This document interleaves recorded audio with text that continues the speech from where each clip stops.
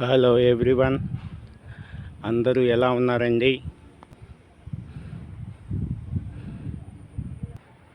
I hope your day is going good. So today మనం discuss చేసుకునే topic India versus Australia. Yes, the rivalry between India and Australia in ICC events. So let's start. So బేసిక్గా India versus Australia అంటే matches చాలా బాగుంటాయి. బేసిక్గా చెప్పాలంటే అందరూ India అనగానే ఇండియా వర్సెస్ పాకిస్తాన్ మ్యాచెసే ఇండియన్స్ బాగా ఇంట్రెస్ట్గా చూస్తారు, లేకపోతే చాలా ఎక్సైటెడ్గా చూస్తారు అని అనుకుంటారు.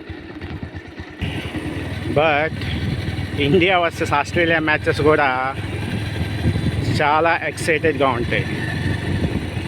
చెప్పాలంటే దెబ్బ మీద దెబ్బ, ట్విస్టులు, జలక్కులు, ప్రతి సీను క్లైమాక్స్లా ఉంటాయి ఇండియా వర్సెస్ ఆస్ట్రేలియా మ్యాచెస్ కూడా.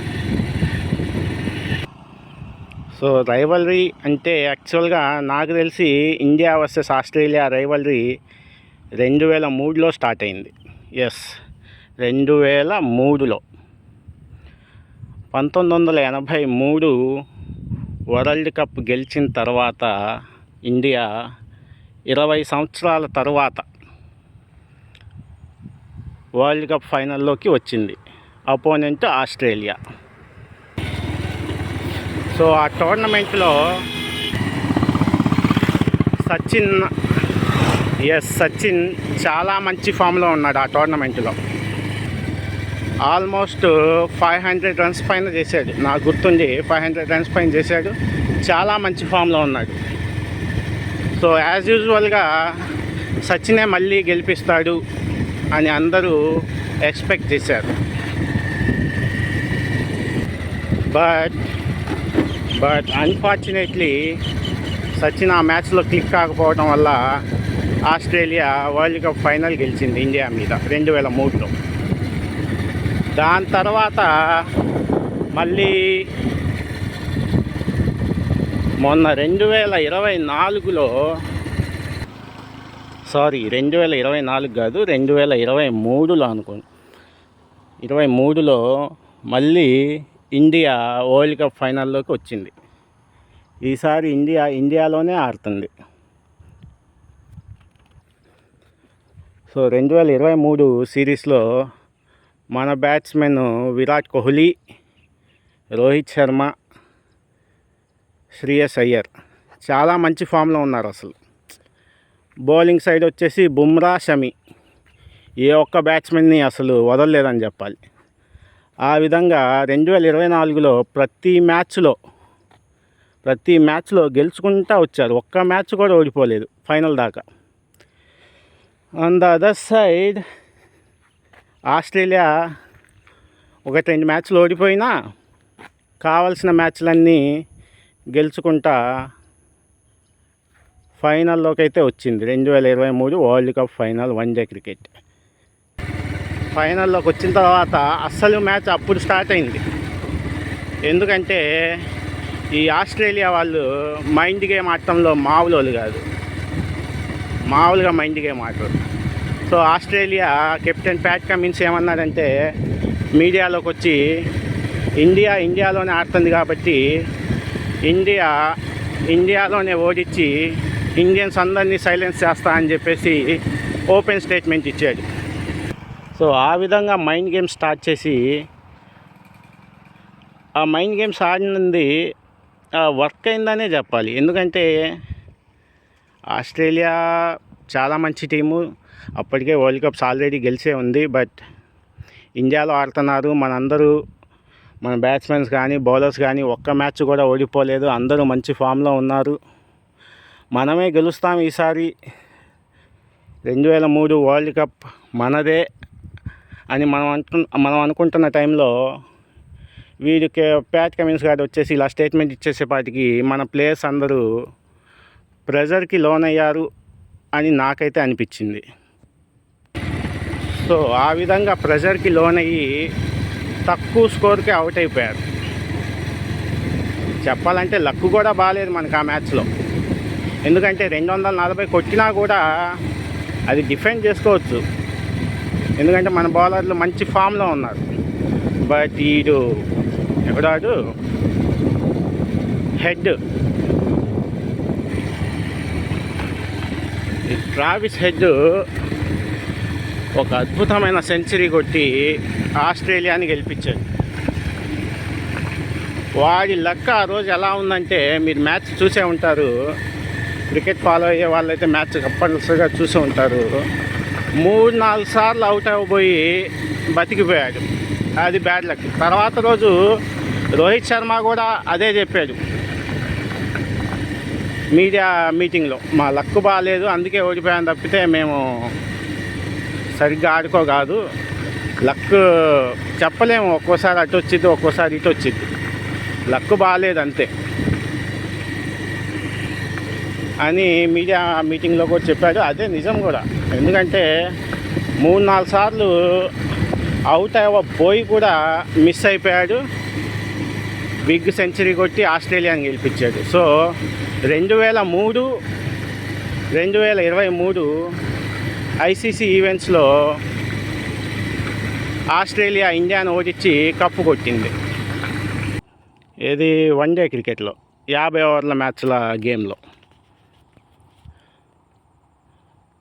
అండ్ తర్వాత ఒకసారి టెస్ట్ ఛాంపియన్షిప్ కూడా ఆస్ట్రేలియా వర్సెస్ ఇండియా జరిగినప్పుడు ఫైనల్లో ఆస్ట్రేలియానే గెలిచింది.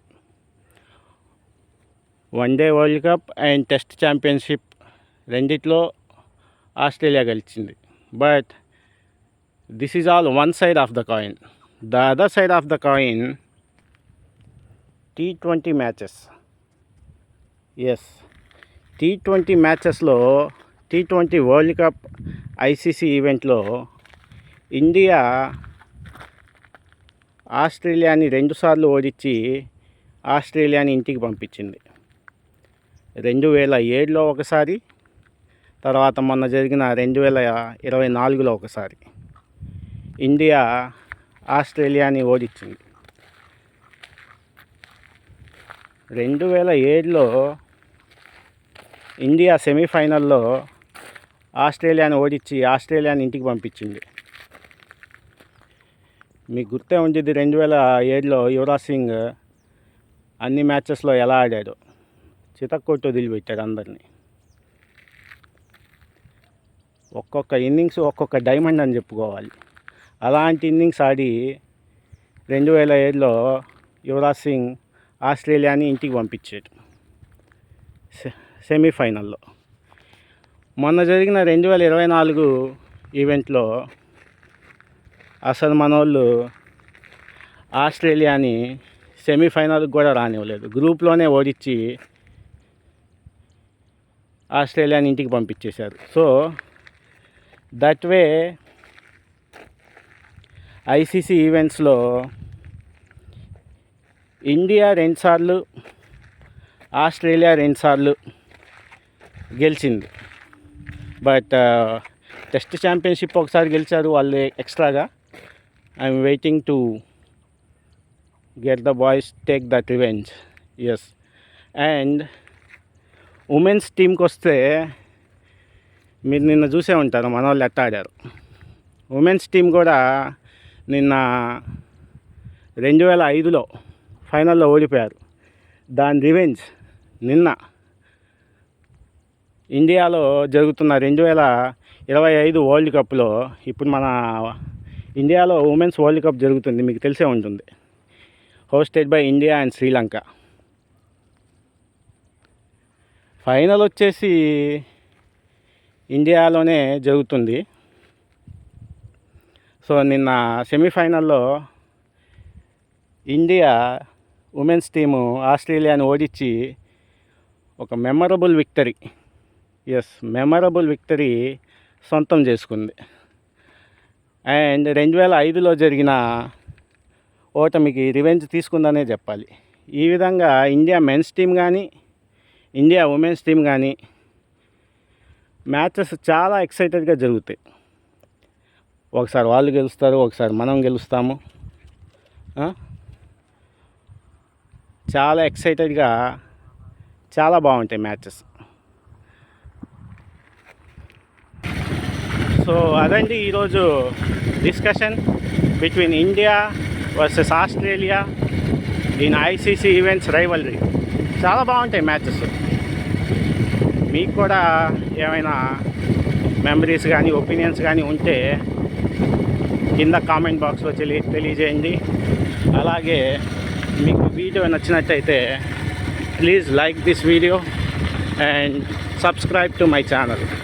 మాట్లాడదాం, చాలా డిస్కషన్స్ చేసుకున్నాము. What not, everything will discuss. Please take care and do subscribe my channel, it will help. Thank you all, take care, bye.